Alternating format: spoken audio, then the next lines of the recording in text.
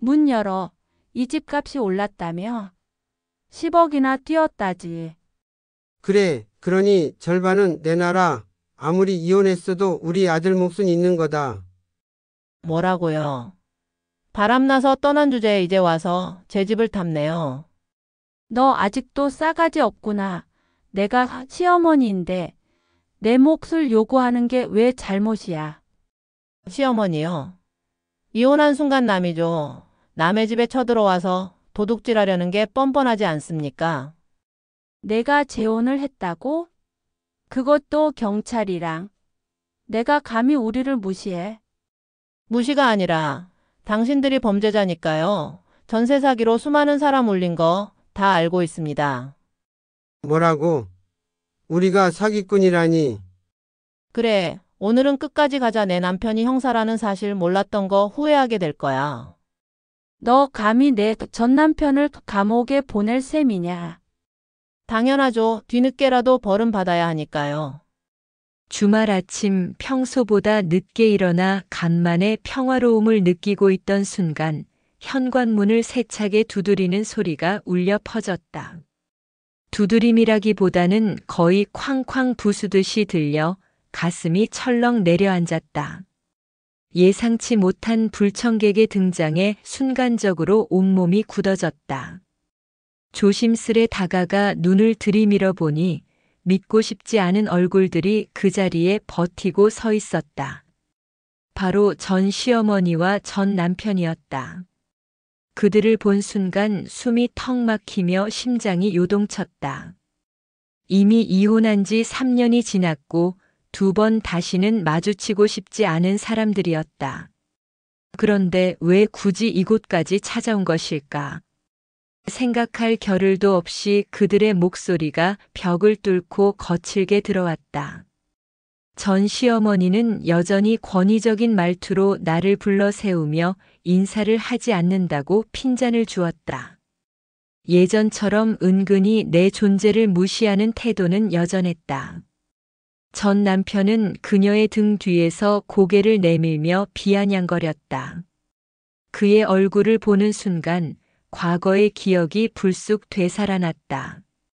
남편이라는 이름으로 내 곁에 있었지만 결국 바람을 피우고 가정을 배신한 남자였다. 나는 차갑게 그들을 맞았다. 더 이상 가족이 아닌 사람들이 집 앞까지 찾아온 이유가 궁금하면서도 두려웠다. 그들은 단도직입적으로 말문을 열었다. 내 아파트 값이 수년 사이에 10억이나 올랐으니 그 절반은 전 남편의 몫이라는 것이다. 전 시어머니는 이혼했다고 해서 다 끝나는 게 아니다라며 억지를 부렸고 전 남편은 태연하게 재산 분할을 다시 해야 한다고 주장했다. 순간적으로 눈앞이 아찔해졌다. 뻔뻔함이라는 단어조차 부족할 만큼 기가 막힌 주장에 어이없어 웃음마저 나왔다. 나는 단호히 거절했다. 그 집은 결혼 전부터 내가 청약으로 당첨되어 부모님의 도움과 내 힘으로 마련한 집이었다. 전 남편은 단 한 푼도 보태지 않았고 오히려 결혼 생활 내내 나를 괴롭히고 배신했던 인물이었다. 그런데도 집값이 올랐다는 이유만으로 찾아와 절반을 내놓으라는 요구라니 세상에 이런 파렴치가 또 있을까? 전 시어머니는 그런 내 반응을 두고 오히려 역정을 냈다. 며느리 시절부터 내 목소리를 억누르던 그 습관이 여전히 남아 있었다. 하지만 이제의 나는 예전과 같지 않았다. 이웃들이 창문으로 힐끔힐끔 내려다볼 만큼 현관 앞은 시끄러워졌고 나는 더 이상 동네 망신을 당하고 싶지 않았다. 그래서 어쩔 수 없이 그들을 집 안으로 들였다.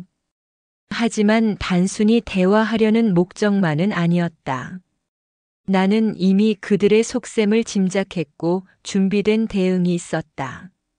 그들이 거실 소파에 거만하게 앉는 순간 집 안 공기가 얼어붙는 듯 했다. 내가 무슨 말을 하든 그들은 듣지 않을 게 분명했다. 하지만 나는 이제 더는 물러서지 않을 생각이었다. 식이 끝난 날 밤 호텔 방의 조명이 은은하게 바닥을 비칠 때 나는 이 사람과 이제부터는 같은 언어로 살아가게 되겠구나 생각했다. 신부 대기실에서 나를 붙잡고 두 손을 맞잡던 정민수의 손바닥은 예상보다 따뜻했고 어디서든 나를 지켜주겠노라는 표정은 믿음처럼 보였다.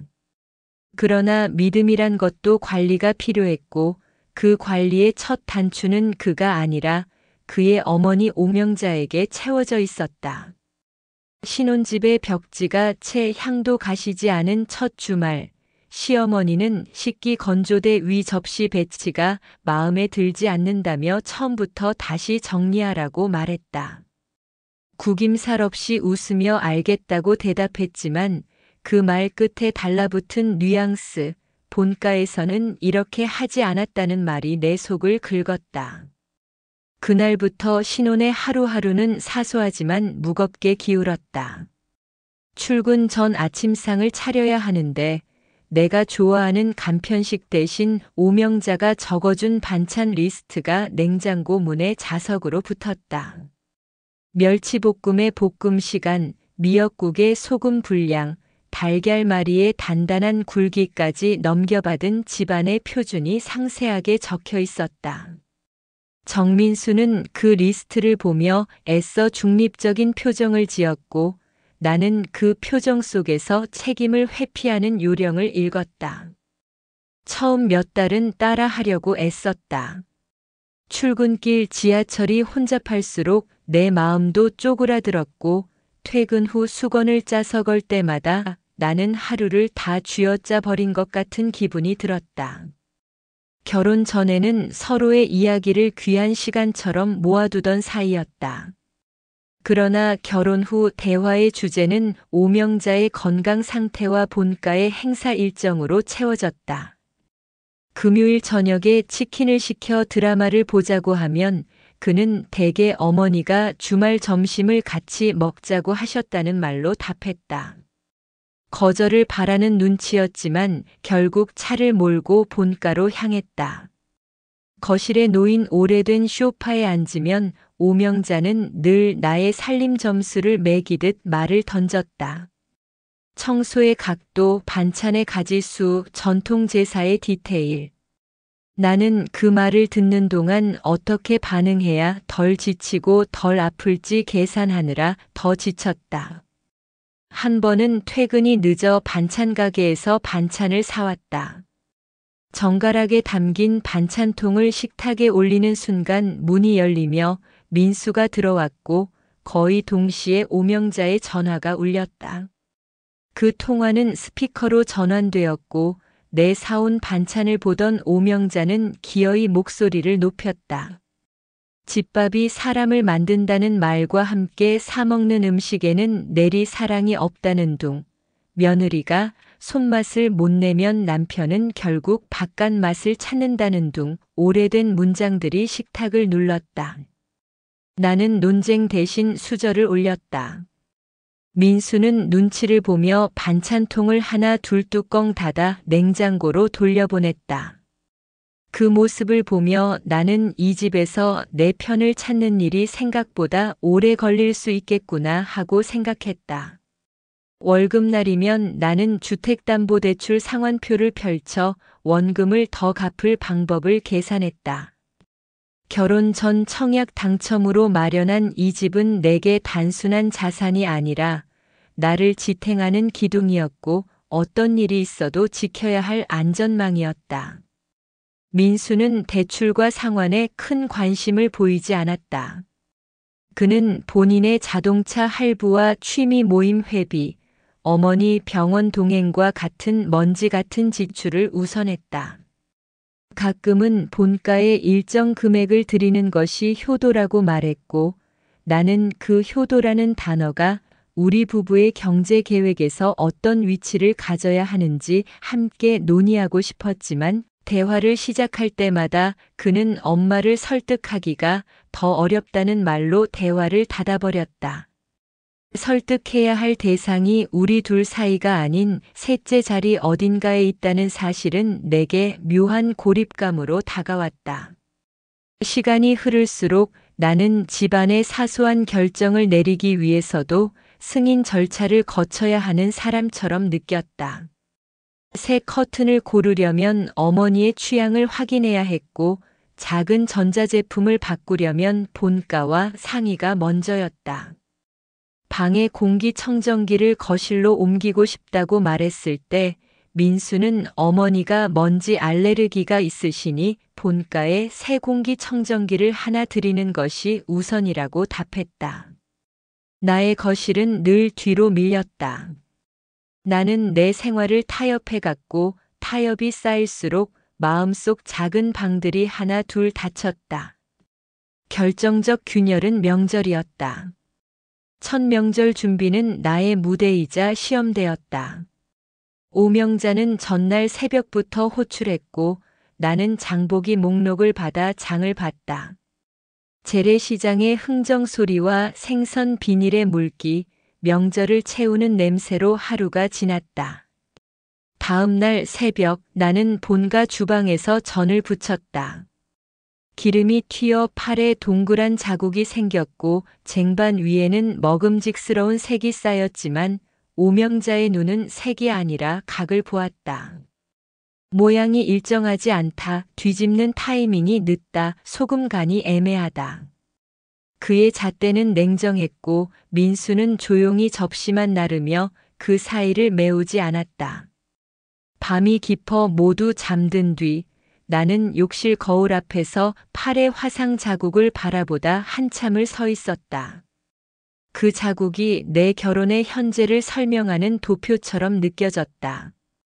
그럼에도 내가 헤어지자는 말을 쉽게 꺼내지 못한 건 희망 때문이었다. 사람은 관계에서 작은 수선을 크게 해석한다. 민수가 어느 날 갑자기 퇴근길에 꽃을 사들고 왔고 나는 그것을 변화의 전조로 받아들였다. 그는 미안하다는 말을 했고 당분간은 본가에 가는 횟수를 줄여보자고 말했다. 그 말은 달콤했고 나는 한동안 그 약속의 여운을 붙잡고 살았다. 그러나 여운은 늘 빨리 사라졌다. 약속은 다음 달 카드 결제일과 함께 밀려났고 그의 마음은 다시 익숙한 곳으로 돌아갔다. 그 즈음 나는 회사에서 중요한 프로젝트를 맡았다.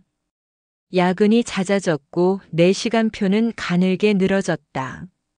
민수는 내 퇴근 시간을 확인한 뒤에도 오명자의 호출이 있으면 먼저 본가로 향했다. 늦은 밤 집으로 돌아오면 거실은 비어 있었고 가끔은 탁자 위에 오명자가 보내준 집 반찬이 놓여 있었다. 포장 용기의 뚜껑에 붙은 메모에는 내 이름이 잘못 적힌 채 귀여운 하트가 그려져 있었다. 나는 그 하트를 보고도 웃지 못했다. 그 하트가 내 이름을 불러주지 않았기 때문이다. 작은 서랍장에 나는 내 이름을 여러 번 써서 붙였다. 물건에 붙이는 라벨이 아니라 마음의 표지였다. 나의 책, 나의 컵, 나의 열쇠, 나의 집. 결혼 전 이 집을 마련할 때 가장 많이 들었던 말은 무리하지 말라는 조언이었지만 나는 그 무리 덕분에 지금의 나를 지탱하고 있음을 점점 더 분명히 알게 되었다. 서랍 속 대출 상환표는 과거의 나에게서 온 편지였다. 견디면 좋아진다는 말이 아니라 지키면 지킬수록 단단해진다는 사실을 일깨우는 편지. 어느 저녁 내가 몸살 기운으로 일찍 누운 날이었다. 민수는 오명자의 호출을 받고 나간다고 말했고 나는 제발 오늘만은 옆에 있어 달라고 조용히 부탁했다. 그는 난감해하며 잠깐만 다녀오겠다고 했다. 문이 닫히는 소리를 들으며 나는 천장에 떠있는 작은 균열을 오래 바라봤다. 균열은 처음엔 선이었다가 곧 면이 되었다. 시간이 지나면 천장 전체로 번질 수도 있을 것이다. 그 균열을 보며 나는 마음속에서 어떤 오래된 기대를 내려놓았다. 그 기대가 내려앉자 눈꺼풀이 무겁게 감겼고 몸살의 열이 서서히 식어갔다. 잠들기 직전 마음속에 단 하나의 문장이 떠올랐다. 나를 챙기지 못하는 사람 곁에서 나는 끝내 나를 잃게 된다. 다음 날 아침 나는 달력을 넘겨 집안의 일정과 내 일정을 분리해서 적었다. 본가 일정은 회색, 우리의 일정은 파란색, 나의 개인 일정은 초록색. 색깔이 분리되자 마음도 분리되었다. 파란색이 가장 적었다.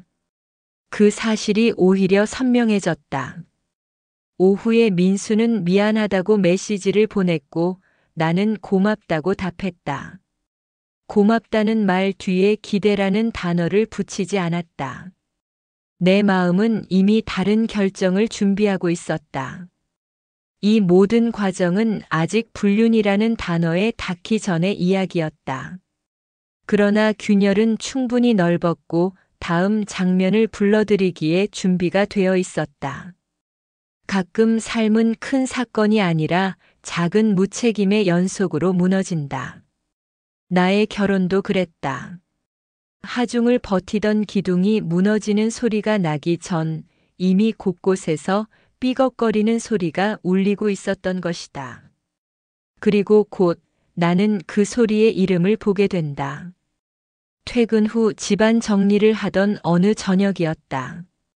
책상 위에 흩어진 영수증과 고지서를 모아 파일에 끼우던 내 손끝에 낯선 숫자들이 걸렸다. 영수증의 상단에는 낯익은 은행 로고와 함께 모텔이라는 상호명이 적혀 있었다. 순간 심장이 내려앉았다. 나는 그날 날짜를 기억했다. 바로 며칠 전 남편 민수가 시어머니가 편찮으시다며 간병하러 간다고 집을 비운 날이었다. 머릿속에 벼락처럼 스치는 의문과 불길함. 설마 아니겠지. 하지만 내 안의 직감은 이미 결론에 도달하고 있었다. 나는 떨리는 손으로 카드 사용 내역서를 더 뒤적였다. 숙박업소 결제는 한 번이 아니었다. 날짜와 시간이 모두 의심스러웠다. 저녁 늦은 시간대, 그것도 주말마다 반복된 흔적. 단순한 실수가 아니었다. 민수는 거짓말에 서툰 사람이었다. 그렇기에 더 확신할 수 있었다. 이건 분명 불륜의 증거였다. 그날 밤 민수가 돌아오자 나는 묻지 않을 수 없었다. 그러나 그는 어설픈 변명으로 얼버무렸다. 출장 중 잠시 들렀다. 술자리 뒤 쉬었다. 피곤해서 그랬다. 거짓말이 꼬리를 물수록 그의 눈빛은 흔들렸고 얼굴은 굳어갔다. 결국 입을 열었다. 딱 한 번의 실수였다는 말. 하지만 내 손에 쥔 영수증은 수차례의 기록이었다. 그 순간 내 안에서 무언가 무너졌다. 더 충격적인 건 그 배신에 시어머니가 개입했다는 사실이었다. 민수의 불륜을 이미 알고 있었고 심지어 나를 속이기 위해 알리바이까지 만들어준 것이었다.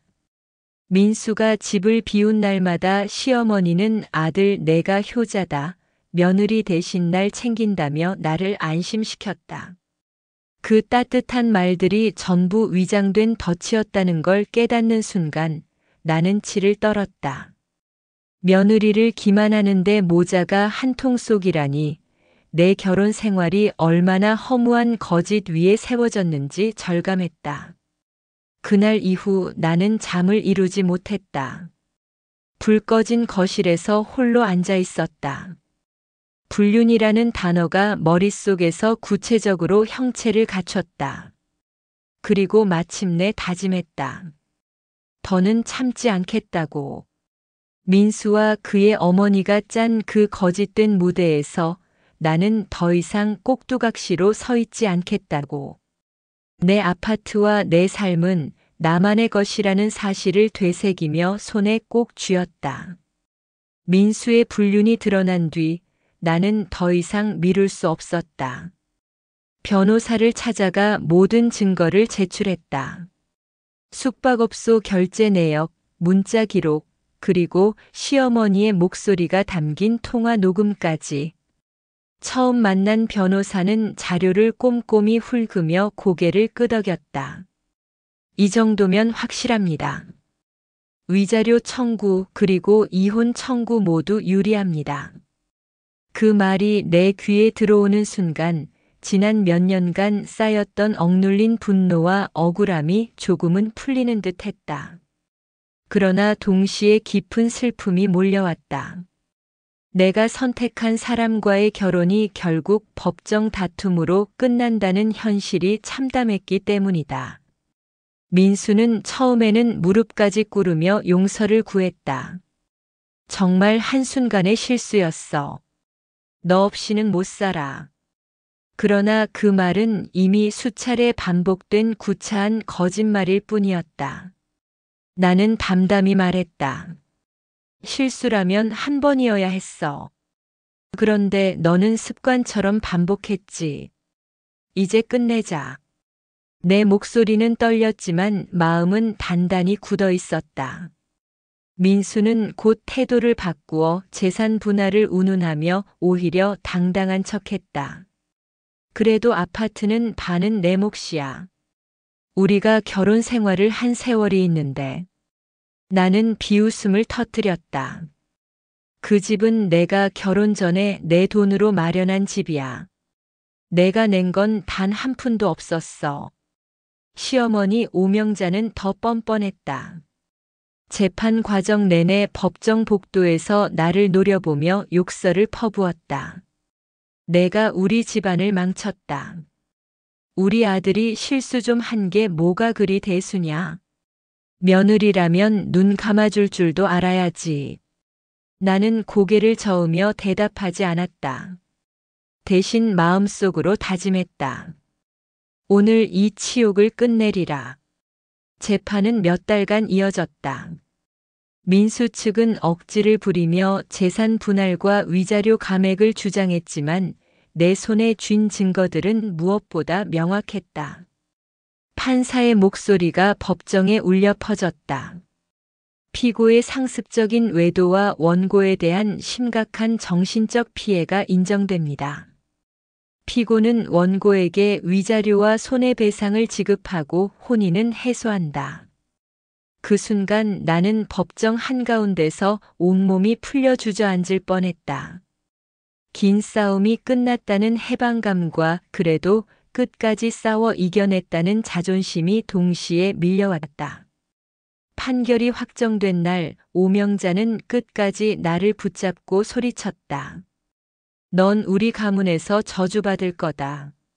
내가 번 돈 다 까먹고 고통받을 거다.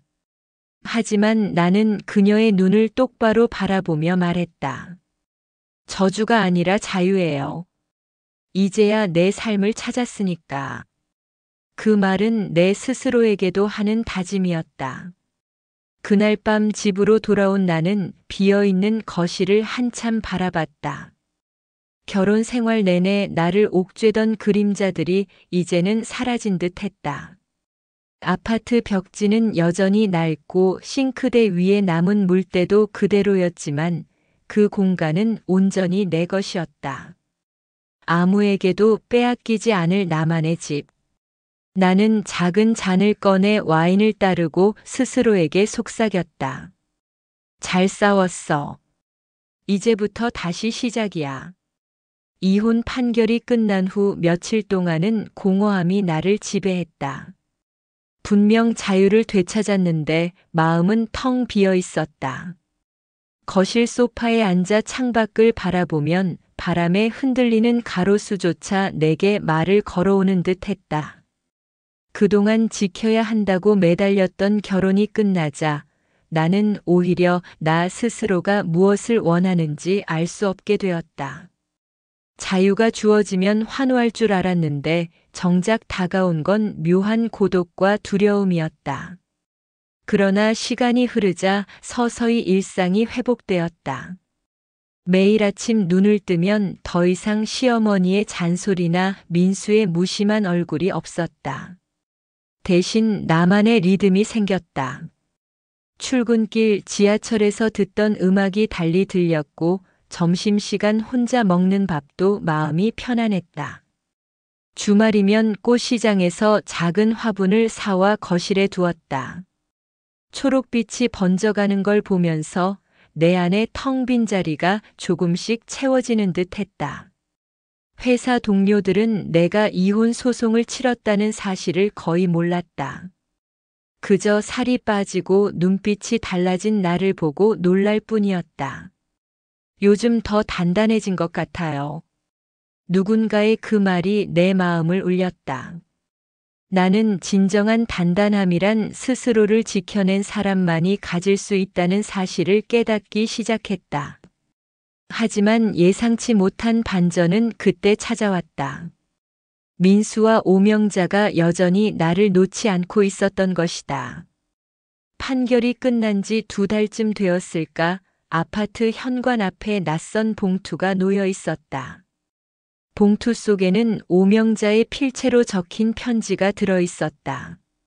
너는 아직도 우리 집 사람이다. 내가 도망쳤다고 생각하겠지만 인연은 그렇게 쉽게 끊어지지 않는다. 그 뒤를 이어 전 남편이 낮은 목소리로 말을 보탰습니다. 엄마도 이제 널 인정하겠다고 했어. 다시 시작하자. 예전처럼 우리 집으로 돌아와. 그럼 이 집 문제도 깔끔해질 거야.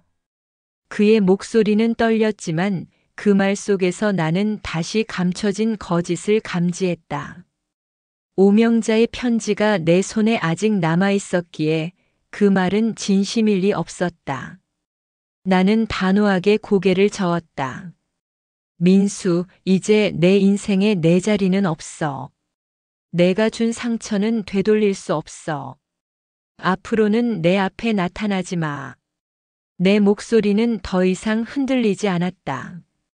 민수는 허망한 얼굴로 서 있었지만 나는 뒤돌아보지 않고 카페를 떠났다. 내 안의 공허는 점차 사라지고 대신 확고한 결심이 자리를 채웠다. 그날 밤 아파트 발코니에서 도시의 불빛을 바라보며 나는 스스로에게 약속했다. 2번 다시 누구의 꼭두각시로 살지 않겠다고. 내 삶을 통제할 권리는 오직 내게만 있다고. 바람은 여전히 차가웠지만 내 마음은 오랜만에 따뜻했다. 그러나 나는 알지 못했다. 이 고요 뒤에 또 다른 파도가 다가오고 있다는 것을. 이혼 판결 이후의 고요함은 오래가지 않았다. 오명자가 남긴 편지의 불길한 문장은 예고편에 불과했다.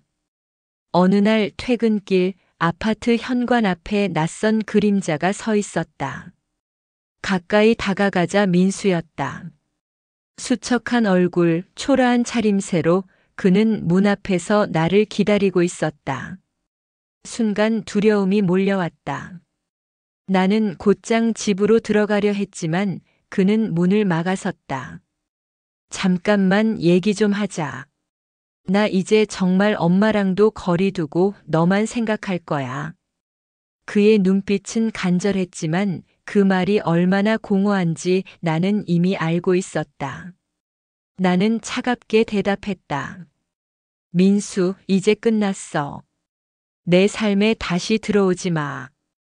그러나 그의 눈빛에는 집착이 스며 있었다. 결국 나는 경비실에 도움을 요청했고 그는 마지못해 물러섰다. 그날 밤 현관문을 굳게 잠그며 나는 오명자의 저주 같은 말들이 단순한 분풀이가 아니라 집착의 선언일 수 있다는 걸 깨달았다.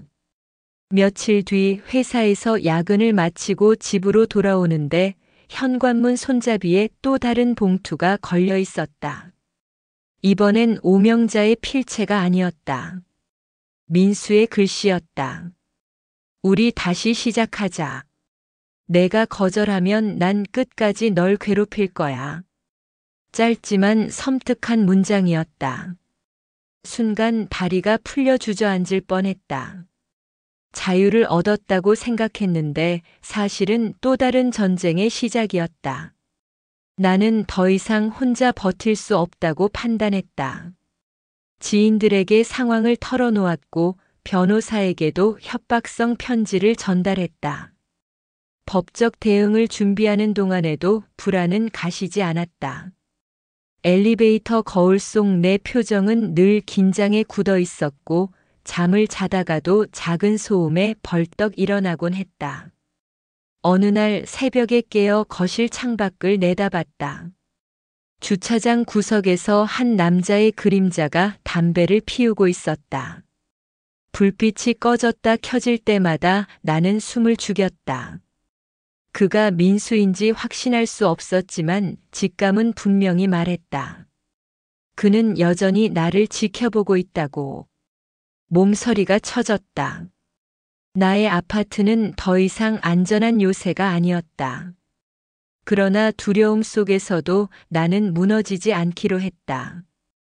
오명자의 저주가 현실이 되지 않으려면 나 스스로 더 강해져야 했다. 나는 일기장에 굵은 글씨로 적었다. 나는 내 삶을 끝까지 지켜낼 것이다. 그 글씨는 내 안의 결심을 새기는 흉터와도 같았다. 이제 나는 더 이상 과거의 피해자가 아니었다. 오히려 싸움의 주체로 나를 지켜내는 전사로 변하고 있었다.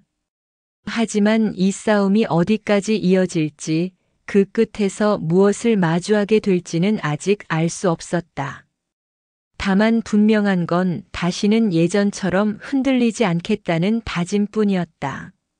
민수와 오명자의 집착은 날이 갈수록 심각해졌다. 협박 편지를 제출한 뒤에도 내 휴대폰으로 알 수 없는 발신 번호에서 반복적으로 전화가 걸려왔다. 받으면 침묵뿐이었고 끊으면 다시 울렸다. 처음에는 단순한 장난이라 생각했지만 횟수가 늘어나자 분명한 위협이었다. 불안은 일상이 되었다. 그러나 더 이상 도망칠 수 없다는 걸 깨달은 순간 내 안에서 또 다른 힘이 솟아올랐다. 이제는 내가 반격해야 했다. 나는 법적 절차와 함께 주변의 도움을 적극적으로 구했다. 회사 동료 중에는 경찰 출신의 선배가 있었다. 그는 내 이야기를 듣자 심각한 표정으로 고개를 끄덕였다. 이건 단순한 집착이 아니야. 스토킹이야. 더 이상 혼자 감당하지 말고 증거를 모아두고 경찰에 신고해. 그 조언은 내게 큰 용기가 되었다. 나는 문자, 통화 기록, 현관 앞에 남겨진 편지까지 꼼꼼히 파일에 정리했다. 한 장 한 장 넘길 때마다 내 삶을 빼앗으려 했던 그들의 흔적이 증거로 바뀌는 것 같아 이상한 힘이 생겼다. 바로 그 무렵 새로운 인물이 등장했다. 같은 아파트 단지에 사는 이웃 주민 박성호였다. 그는 내가 늦은 밤 경비실에서 떨며 도움을 청하던 날 우연히 곁에 있었다. 40대 중반쯤 되어 보였고 묵직한 목소리와 단단한 체격이 눈에 띄었다. 그는 조용히 내 말을 듣더니 경비원과 함께 CCTV 화면을 확인해 주었다. 그리고 차분히 말했다. 혹시라도 위험한 상황이 생기면 바로 제게 연락하세요. 혼자 감당하지 마시고요. 그 말은 낯선 이의 배려였지만 지금의 나에겐 구명줄처럼 느껴졌다. 며칠 뒤 또다시 주차장에 수상한 그림자가 나타났다. 나는 창가에서 그 모습을 확인하고 곧장 경비실로 달려갔다. 마침 순찰을 돌던 박성호가 함께 나와 그림자를 뒤쫓았다. 그러나 그림자는 금세 사라졌다. 대신 바닥에 떨어진 담배꽁초와 발자국만이 남아 있었다. 경찰이 출동해 현장을 확인했지만 뚜렷한 단서는 나오지 않았다. 그럼에도 나는 홀로 두려움에 떨던 때와 달리 곁에 누군가 있다는 사실에서 위안을 얻었다. 그날 밤 나는 창문을 꼭 닫고 일기장을 펼쳤다. 나는 더 이상 혼자가 아니다. 그리고 이 싸움에서 반드시 이길 것이다. 글자를 적는 손끝이 단단했다. 민수와 오명자의 집착은 계속될 것이다. 하지만 이제 나는 두려움에 갇힌 피해자가 아니라 맞서 싸울 준비가 된 사람이었다. 그리고 내 곁에 예상치 못한 조력자가 생겼다. 앞으로의 이야기는 더 치열하고 더 예측할 수 없는 국면으로 향하고 있었다. 박성호의 존재는 내 일상에 작은 균열을 냈다. 혼자서 맞서야 한다는 압박감이 조금은 풀렸고 두려움 대신 전략을 세울 여유가 생겼다. 그는 단순한 이웃이 아니라 위기에 놓인 내게 손을 내민 의외의 동반자였다. 나는 경찰 신고를 이어가는 한편 성우와 함께 아파트 주변의 CCTV 위치를 점검하고 기록을 남겼다. 밤마다 창가에 서서 두려움에 떠는 대신 감시자를 감시하는 쪽으로 시선을 바꾸니 마음이 한결 단단해졌다. 어느 날 저녁 성호는 작은 노트를 내밀었다. 그 안에는 최근 몇 주간 아파트 단지에서 포착된 수상한 차량 번호와 시간대가 기록돼 있었다. 그는 묵묵히 말했다. 이 번호판들 이상하게 반복됩니다. 혹시라도 관련이 있을지 몰라서 적어놨습니다. 그의 철저함에 나는 놀랐다.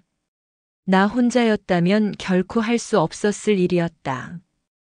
덕분에 내 사건은 더 이상 개인적인 불행이 아니라 함께 풀어야 할 문제로 확장되었다.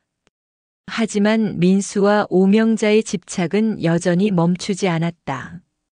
어느 날 퇴근 후 집에 들어서자 현관 앞에 낯익은 꽃다발이 놓여 있었다. 붉은 장미였다. 카드에는 단 한 문장만이 적혀 있었다. 너는 결국 내 곁으로 돌아오게 될 거야. 등골이 서늘해졌다. 꽃다발을 들고 경비실로 내려가자 성우가 마주했다. 그는 카드 내용을 읽고 난 뒤 잠시 침묵하다가 말했다. 이건 명백한 심리전입니다. 더는 참을 필요 없습니다. 우리 먼저 움직입시다. 그의 눈빛에는 확신이 담겨 있었다. 그날 이후 우리는 체계적으로 대응하기 시작했다. 성우의 제안으로 아파트 출입구마다 작은 블랙박스를 설치했고 경찰에도 정식으로 스토킹 피해 신고를 접수했다. 나는 민수와 오명자가 다시는 함부로 다가올 수 없도록 모든 기록을 모아냈다. 오랫동안 나를 옥죄던 두려움이 점차 분노와 결기로 바뀌었다. 피해자가 아닌 싸우는 사람으로 살아가는 법을 배우고 있었다. 그러던 중 예상치 못한 일이 벌어졌다. 성우와 함께 CCTV를 확인하던 어느 밤 화면 속에 선명하게 잡힌 민수의 모습이 있었다. 그는 아파트 주차장 한 구석에서 서성이다가 내 현관이 있는 방향으로 발걸음을 옮기고 있었다. 그리고 잠시 후 화면에는 낯선 여인의 그림자가 합류했다. 그 여인은 다름 아닌 오명자였다. 모자가 나란히 내 집을 향해 서 있는 모습은 충격적이었다. 그동안 모든 것이 민수의 집착일 뿐이라 여겼던 나의 생각이 완전히 무너졌다. 모자가 함께 움직이고 있었다. 나는 화면을 보며 손이 떨렸다. 오명자가 아들의 불륜을 감싸던 그때처럼 이번에도 아들의 범죄적 집착에 공모하고 있었다. 그들의 결속은 상상 이상이었다. 성우는 나를 바라보며 단호하게 말했다. 이건 이제 단순한 집착이 아닙니다. 조직적인 괴롭힘입니다. 반드시 끝을 봐야 합니다. 그의 말에 나는 고개를 끄덕였다. 이제 숨을 곳은 없었다. 맞서 싸워야 했다. 민수와 오명자가 함께 CCTV에 잡힌 이후 내 일상은 다시 긴장의 끈으로 묶였다. 하지만 이번에는 달랐다. 나는 도망치지 않고 그들의 다음 행동을 기다리며 대응할 준비를 갖췄다. 경찰에 CCTV 영상을 제출했고 경비실과 이웃들에게도 상황을 공유했다.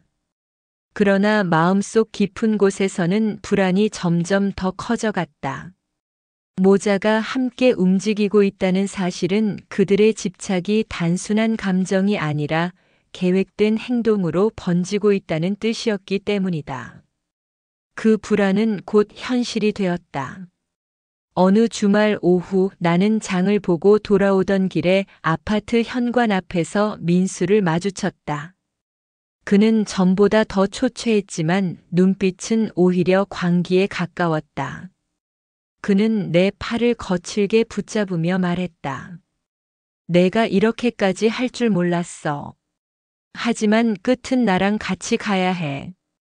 그의 소나기는 너무 강해. 나는 비명을 지를 뻔했다. 바로 그 순간 뒤에서 오명자가 나타났다. 그녀는 날카로운 목소리로 외쳤다. 이제 그만 버티고 돌아와. 내가 우리 집안 망신을 다 끼쳤어. 그녀의 얼굴은 분노로 일그러져 있었고 두 눈에는 광기가 서려 있었다. 나는 두려움에 휘청였지만 곧 정신을 차리고 소리쳤다. 놓아. 경찰에 다 신고했어. 주변 사람들이 몰려들기 시작하자 민수는 마지못해 손을 놓았다. 그러나 그의 얼굴에는 후회 대신 서늘한 웃음이 번졌다. 오명자는 그 틈을 타 나를 향해 손가방을 휘둘렀다. 나는 몸을 피했지만 가방 모서리가 어깨에 부딪혀 순간적으로 숨이 막혔다. 그 장면을 본 경비원과 주민들이 달려와 나를 보호했고 민수와 오명자는 황급히 자리를 떠났다. 그날 밤 경찰 조사가 이어졌다. 내 몸에 난 상처는 사진으로 남겨졌고 주민들의 증언도 확보됐다. 하지만 민수와 오명자는 여전히 집요했다.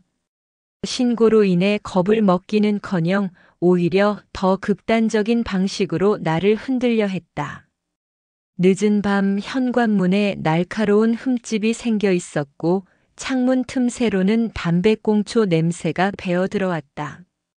그들의 집착은 이미 폭력으로 옮겨가고 있었다. 나는 공포에 휘둘리지 않기 위해 다시 일기를 꺼냈다. 이제 선택의 시간이 다가왔다. 도망치면 영원히 잡힐 것이다. 맞서 싸우면 끝낼 수 있다. 글자를 눌러 적을 때마다 마음이 다져졌다. 더 이상 그들에게 끌려다니지 않겠다고, 내 삶의 무대를 내가 지키겠다고. 그날 이후 나는 더욱 철저히 대비했다. 아파트 문 앞에 CCTV와 경보기를 새로 설치했고, 퇴근 후에는 성우가 일부러 내 집 앞까지 동행해 주었다.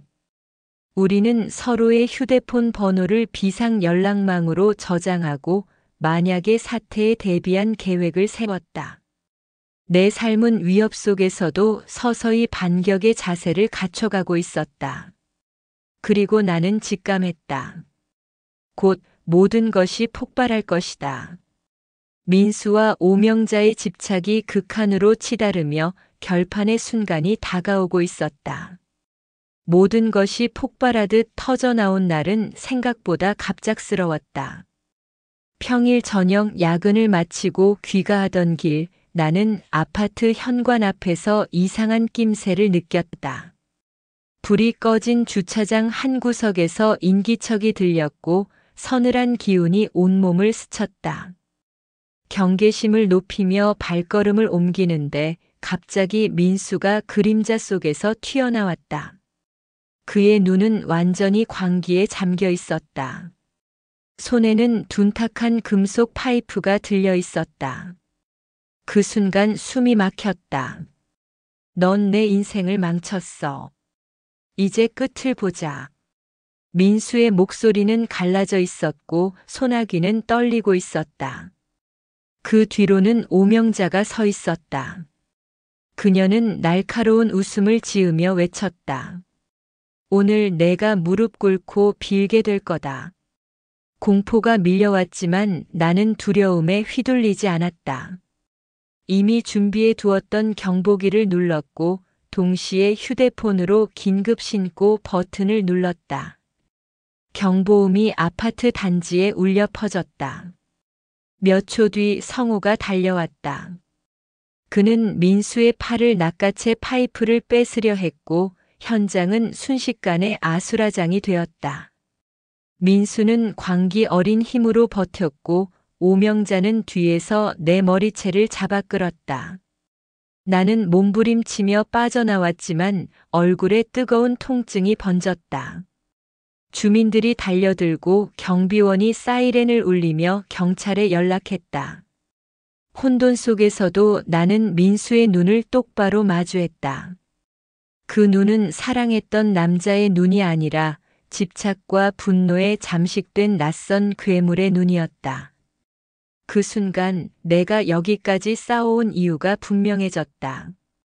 더 이상은 누구도 내 삶을 무너뜨릴 수 없다는 사실이었다.